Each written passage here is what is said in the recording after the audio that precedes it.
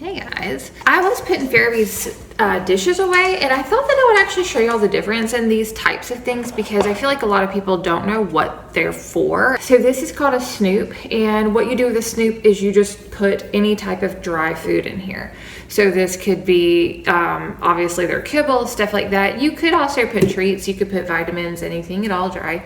There is a little hole in the bottom, so if you start getting really tiny with stuff, it will come out. I'll insert some footage of Fairy playing with this, but basically is rubber. It doesn't roll in a straight line, so they have to just like flip it, and whenever they flip it, food goes flying everywhere, and they seem to really like it. All of this is linked in our Amazon shop, like always. The next thing is lick mats. So there are a few things that I will say about lick mats that I've learned since having them. Number one, they come in a variety of sizes. The other thing is, the ones that have these little lines like this is not for Fairy. I think the little tiny line ones like that could be great if you have maybe a cat or like maybe a little bitty dog. Maybe that would work, but Fairy can never get those cleaned out. So I will use them if I have a lot of broth or something made up and I don't have anything to do with it, and it's just like I really need to do something, I'll use them. So I like to have them, but I avoid putting stuff in these little holes. Like I really try, like you have to be more precise with this one, I guess. It's super cute, and we have it in 2 colors. It's really cute. But like I said, I don't really use that a lot. So that's the first thing I've learned with lick mats is don't buy shit with little tiny, like who the hell can put their tongue in there? It wastes food. So that's the first thing. The other thing, they come in a bunch of sizes, and I didn't realize that these were so tiny. I actually was putting her dishes away, her like little dishes like this away, and I thought it'd be fun to show you. So we actually have this. This comes in a 4-pack, and it comes with a scrubby brush. I think it might come with a spatula too. Anyway, this is linked to our Amazon store. It is a freaking hookup deal. They're kind of small like you see, but I like this because she can get all of these compartments, and it is different texture, so it keeps it fun and interesting. So it is a different texture, but it's also like easy enough for her to get stuff. Occasionally she can't get right there. The other thing I really like about this is it has this little lip on the edge, if you can see, and it makes it so that like I don't feel that far. So whenever I'm transporting it, I feel like it gives it somewhere to run to other than off the mat, because a lot of times, even if you're being so careful, like you can't help it, like it's wobbly. So that tip for making lick mats, put something underneath them that they can't stick to. That's why if you watch my lick mat making videos, I always have either a towel or oftentimes it's wax paper. That's what I really prefer.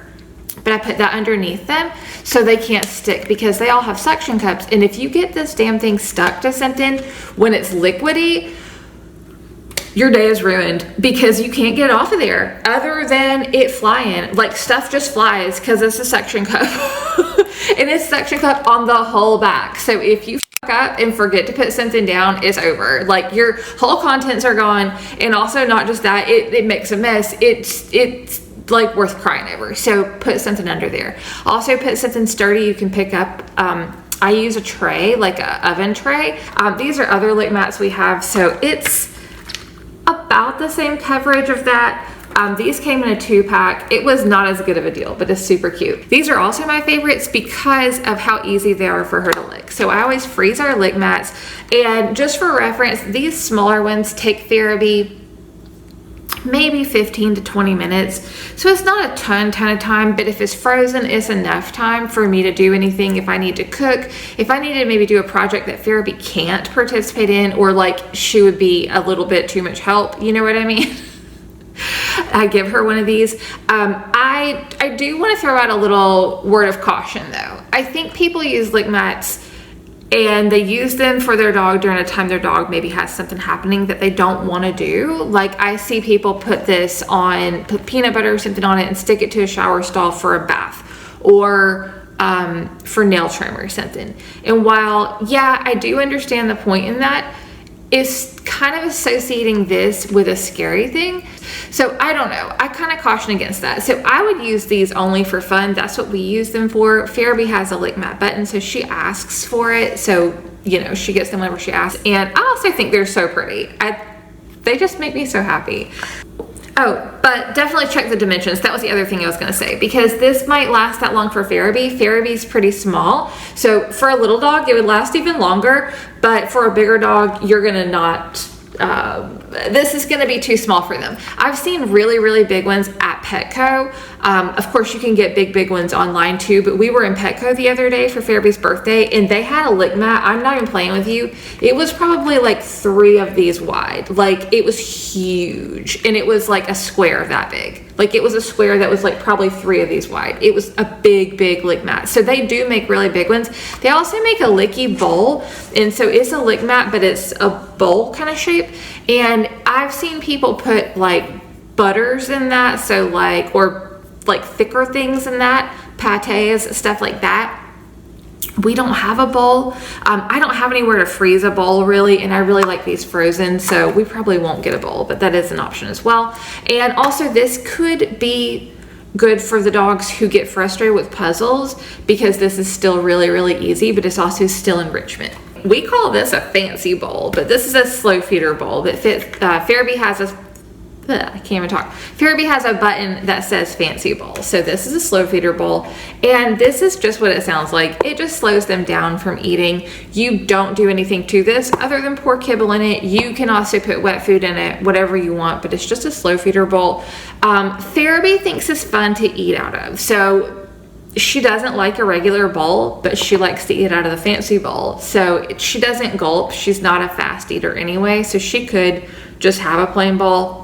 She doesn't like a plain bowl. She wants the fancy bowl. So this is considered a small medium, actually. So I'll have this linked in our Amazon shop as well. They have a bunch of different shapes and sizes. A ton of companies make these. This one's plastic. You can get them in glass. You can get some that are more shallow. This one's pretty deep. I like these. Farabee thinks they're fun, so we have one. We only have one of that. We have a lot of topples because we like really like a topple here at our house. So these are the smallest topple, and this is the next size up. They actually have one even bigger than this that we don't have, and this is the size that I prefer. This holds a 1/4 cup of food, which is not a lot, but this size, you can see these tong things in here. Those are so much shorter in this one. Farabee has trouble cleaning this one out, so it just takes her so long, and I personally don't give her this one unless I know we're in a hurry and like we need to like wrap Mealtime up. Like, I'll give her this because it's bigger, but then I always still have to bang it out because her mouth isn't, her tongue just isn't long enough to reach in there, I guess. I mean, I don't know. That's a pretty long tongue. I mean, it goes to like right here from the bottom. So, I mean, she's little, you know, so that's big. She can clean these out just fine though. So these are the size we prefer.